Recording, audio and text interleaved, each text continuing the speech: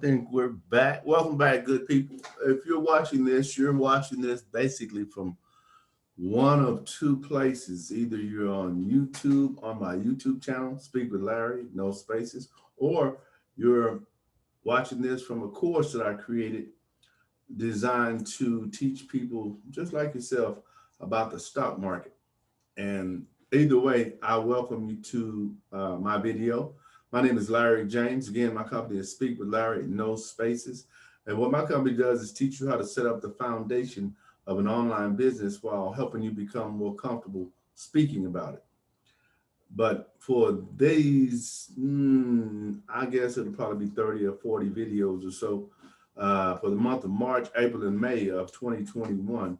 I'm creating these videos in line with the stock market that will do two things. First thing, teach you about the stock market. Second thing, teach you how to position yourself to begin your own online business based on the same concept that I teach my clients about creating videos as products, right? Or as a way of reaching an audience or creating an audience. Now, today's videos, today's terms and definitions are going to be on more of the stock market, and they're going to be more intense than the first series of videos because this will become what I would call like the intermediate phase of stock market investing, right? First, you have terms and definitions, which is always necessary for you to understand. And then you have more terms and more strategies and more techniques on the second series. And then you have a combination of both on the third so that you're able to uh, open people's mind to what actually takes place in the stock market business, as well as, educate yourself, because this also helps me to retain what I'm reading and what I'm sharing with you guys. And that way it's a win-win for everyone. And with you starting your own online business or online presence, either way you want to look at it, this will be the way that you would have not only a presence, but you'll have a series of videos that you created that you can market and generate an income from, which is exactly what my company teaches you how to do. So with that being said, let's get started today. Today we're going to talk about FANG stocks, F-A-N-G. What are FANG stocks?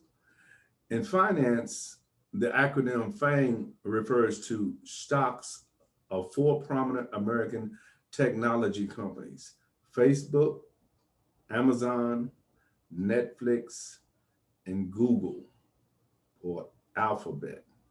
In 2017, the company Apple was also added, causing the acronym to be written as FAANG. Now, FANG stocks are famous for the impressive growth they've shown in recent years, with each member more than doubling over the past 5 years. So one way to understand FANG stocks is the term FANG stocks was coined by CNBC's Mad Money's host Jim Cramer in 2013. And it is now widely used by market commentators and analysts.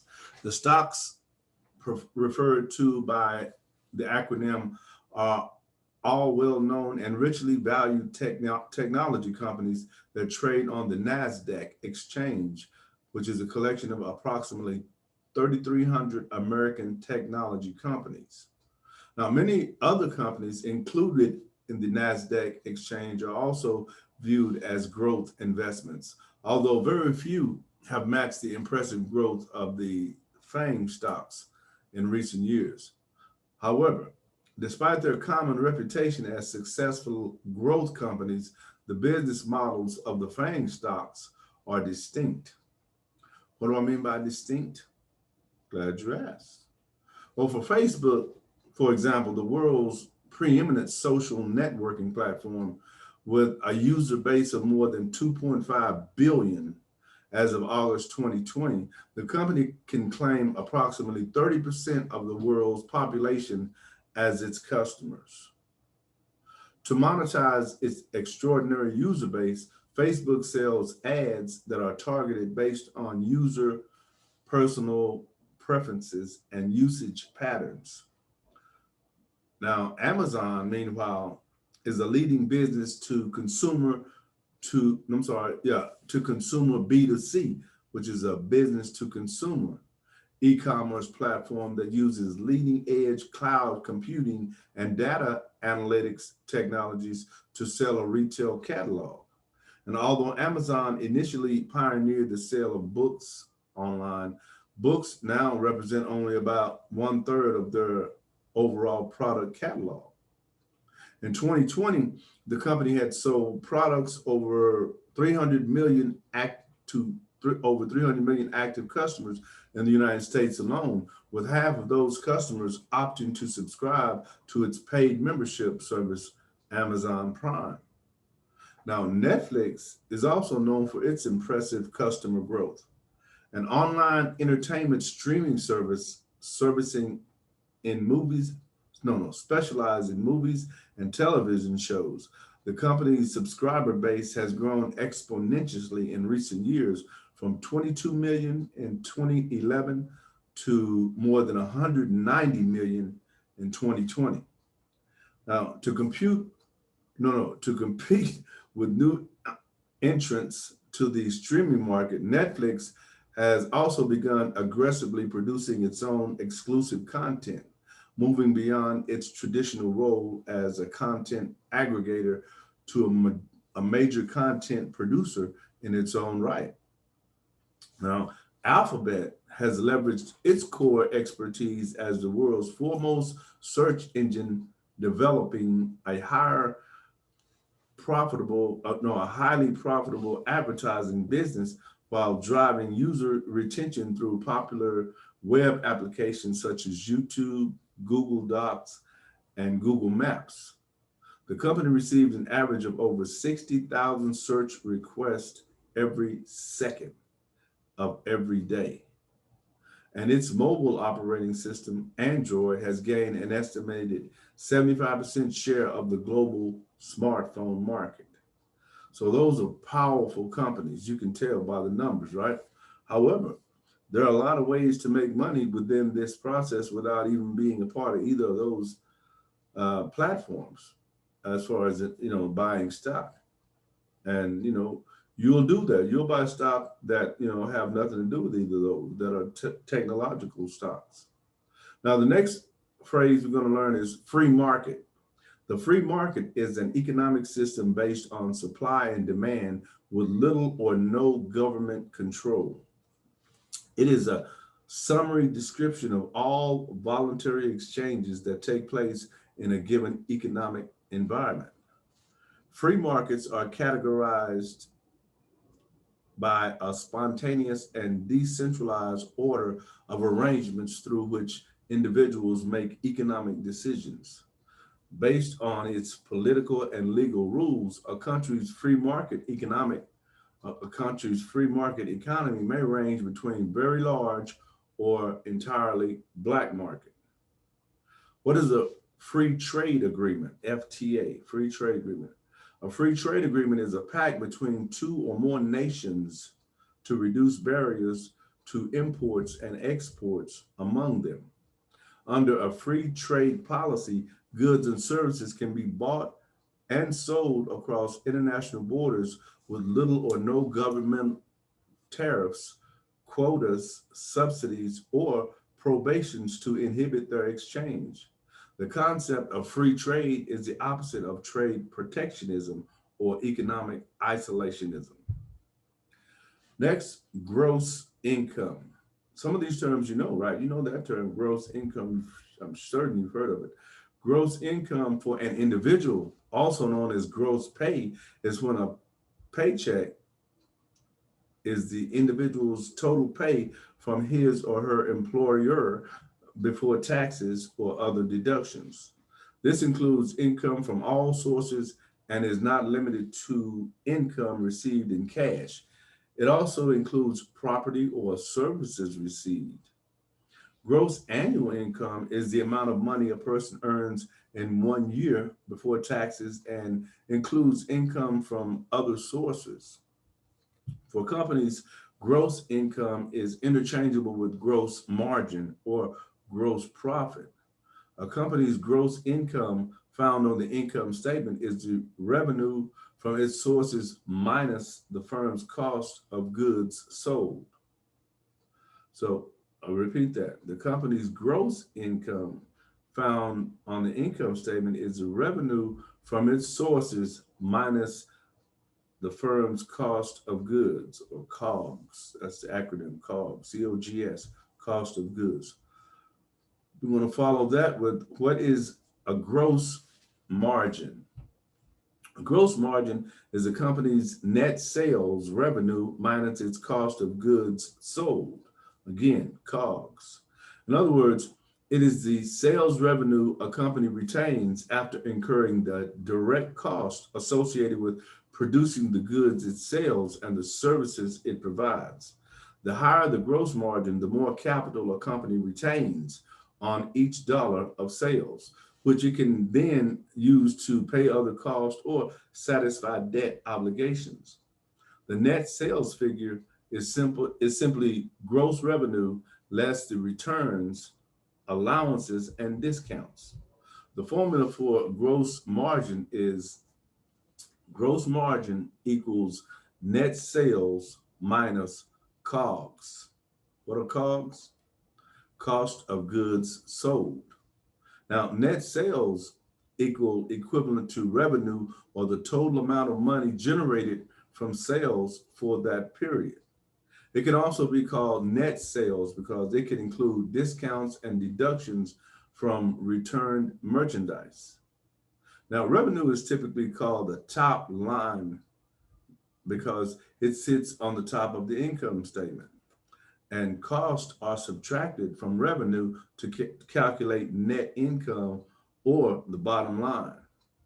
Now, COGS, COGS, cost of goods sold, the direct cost associated with producing goods includes both direct labor cost and any cost or materials used in producing or manufacturing a company's products.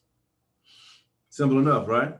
See, this is not rocket science. It's just something that has to be repeated over and over for you to kind of get it. Because just as I'm sharing this information with you, I'm retaining it as well. And by me doing it, I have a podcast show I do on Mondays, and I talk about the same content that I'm sharing on this episode. Now, I do research twice a week, and I create the information that I'm going to share with you guys during that research phase, which is what allows me to be, on point with everything I do because I kind of keep things in front of me.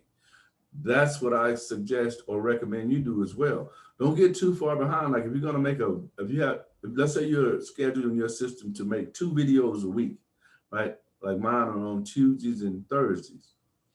If you miss one of those days, don't not do that again. Don't not make that video. Make it on, if you miss it on Tuesday, make it on Wednesday. If you miss it on Thursday, make it on Friday. It still needs to be made because remember, all these are going to go and be compiled in a course that you're going to create that's going to generate an income for you once you get them all together. That's why it's not necessary that it's all perfect because I really, believe me or not, I do all these in one take, but I've been doing this for years. So I'm familiar with it. And I know, it's not that doesn't need to be that specific because when you look at the internet, whether you go to LinkedIn, Facebook, any platform that has advertising or whatnot, everybody's not perfect. It's not necessary that it's perfect. It's necessary that it exists so people can identify with it, critique it, learn from it, those types of things. Now, the final thing I'm going to talk with today about is what is gross profit. Gross profit is the profit a company makes after deducting the cost associated with making and selling its products or the cost associated with providing its services.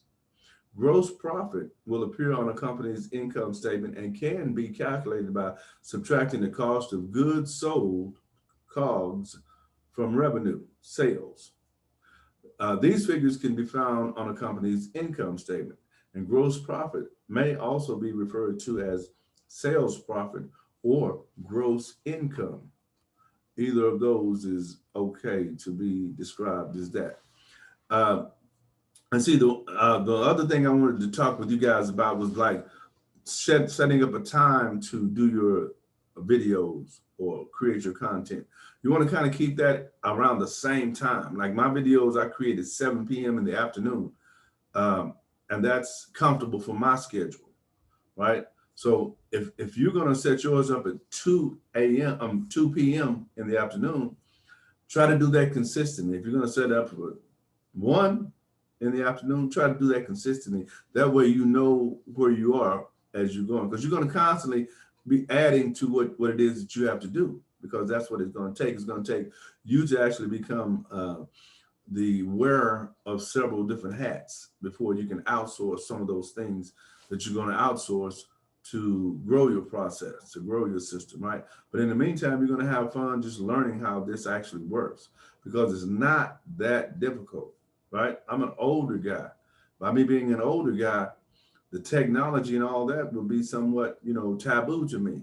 But fortunately, I started learning about the internet about 10 years ago, and I've been constantly in it. So I'm relatively familiar with it, and I can do the things that I need to do without having to, outsource that part of it when I want to do it.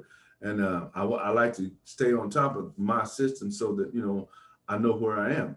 And I suggest you do the same as well. Now, with that, it is getting close to the weekend, and I really appreciate you guys either purchasing this course or just viewing this video, because either way, as long as the information gets out and people can, identify or understand what's being said, then mission accomplished, right? That's my only objective, is to put it out so that people can view it. Whether you like it or not, that's up to you. It's not up to me to put it out and make you like it. Right? I just have to be sincere and genuine with what I'm doing, or authentic. I like that word. I like to be my authentic self, because I don't like to pretend I'm somebody I'm not, because I never do that. And I'm happy with who I am. And I like for people to be happy with who they are. And if you're not happy with who you are, one of my other favorite topics is personal development. And you should always be doing something in line with your personal development. I do something every day to edify my understanding of who I am and why I do the things I do, because we're all a work in progress, right? And at the end of the day, you only have yourself to be uh, responsible for. You can't make somebody do something else that they don't want to. They have to want to do it. So that's how life goes. All right, listen, I appreciate you guys tuning in. And as I always like to end my videos, share with someone else what I've shared with you.